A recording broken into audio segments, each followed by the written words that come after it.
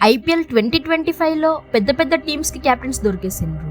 ఈ పెద్ద పెద్ద ప్లేయర్స్ ఐపీఎల్లో ఎక్కువ సక్సెస్ లేని టీమ్స్కి క్యాప్టెన్స్గా అయిండ్రు.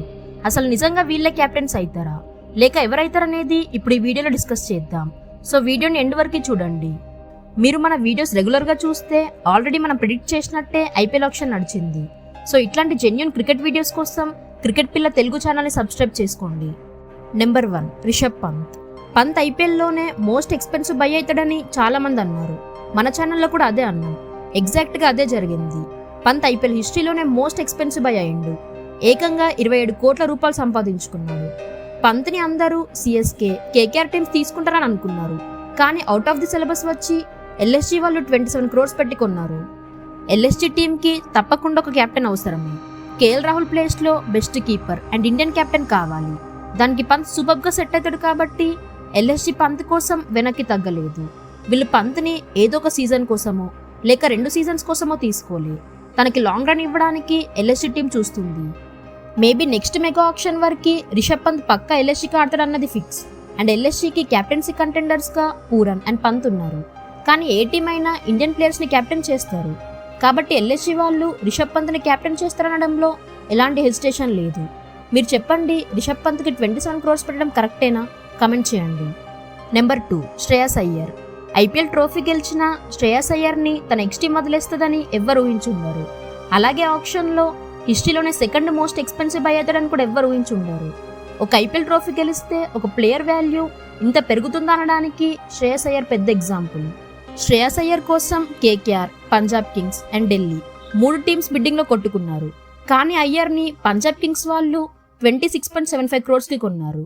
ఆల్రెడీ పాంటింగ్ కోచ్ అయినప్పుడే పంజాబ్ కింగ్స్కి అయ్యర్ ఆర్ పంత్ వస్తాడని అనుకున్నారు. సో అయ్యర్ ఆప్షన్లో ముందొచ్చిండు కాబట్టి అతని కోసం పంజాబ్ కింగ్స్ వాళ్ళు ఆల్అౌట్ వెళ్ళిండ్రు. ఇక పంజాబ్ కింగ్స్కి శ్రేయస్ అయ్యర్ కెప్టెన్ అవుతాడనడంలో ఎలాంటి డౌట్ అక్కర్లేదు. Number 3 Jos Buttler. ఐపీఎల్లో ఈసారి ఓవర్సీస్ ప్లేయర్స్లో బట్లర్ ఎక్స్పెన్సివ్ ప్లేయర్గా మారిండు. తన నెక్స్ట్ టీం ఆర్ఆర్ నుండి బయటకు వచ్చాక అతని కోసం ఆర్ఆర్, జీటీ అండ్ సిఎస్కే చాలా కష్టపడ్డాయి. లాస్ట్కి గుజరాత్ మాత్రం లాస్ట్ వరకు బిడ్లో ఉన్నారు. ఇక జాస్ని 15.75 crores కొన్నారు. ఆల్రెడీ జీటీకి Indian star opener Shubman Gill కెప్టెన్గా ఉన్నాడు. ఇప్పుడు జాస్ ది బాస్ వచ్చాడు కాబట్టి జీటీకి ఇంకో కెప్టెన్ ఆప్షన్గా మారిండు. జాస్ బట్లర్ ఆల్రెడీ ఇంగ్లాండ్కి white ball captain, T20 world cup win అయిన కెప్టెన్ కూడా. సో జాస్ ది బాస్ కూడా కెప్టెన్ అవ్వడానికి 50% ఛాన్సెస్ ఉన్నాయి.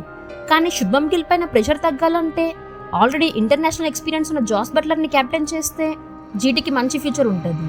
సో మీరు చెప్పండి, జీటీకి గిల్ ఆర్ బట్లర్ ఎవరు కెప్టెన్ అవుతారు? కమెంట్ చేయండి. Number 4 KL Rahul. నాలాగే మీరు కూడా కేఎల్ రాహుల్ ఐపీఎల్లో 20 crores కన్నా ఎక్కువ సంపాదిస్తాడు అనుకుని ఉంటారు కదా. కానీ కేఎల్ రాహుల్ ఆప్షన్లో కొంచెం లేట్ రావడంతో అతనికి అనుకున్నంత ప్రైస్ రాలేదు. అతని కోసం ఆర్సీబీ ఆల్అౌట్ వెళ్తారు అనుకున్నారు.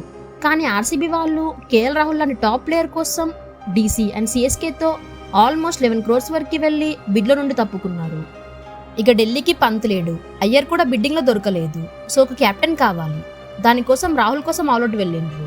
ఇక డీసీ వాళ్ళు 14 crores వరల్డ్స్ బెస్ట్ T20 బ్యాటర్ని కొన్నారు.